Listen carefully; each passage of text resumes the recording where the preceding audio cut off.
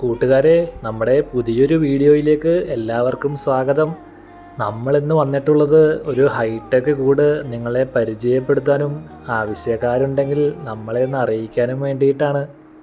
ഈ കൂട് വരുന്നത് മൊത്തം 6 കള്ളികളായിട്ടാണ്.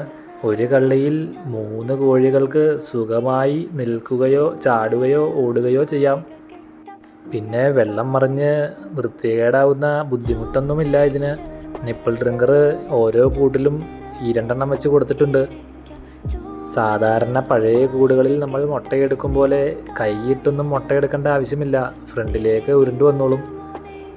അതുപോലെ തന്നെ തീറ്റ നമ്മൾ ഇട്ട് കൊടുക്കുമ്പോൾ ഇത് തട്ടിമറിച്ച് നിലത്ത് ചാടിക്കുമോ എന്നുള്ള ഭയപ്പാടൊന്നും വേണ്ട.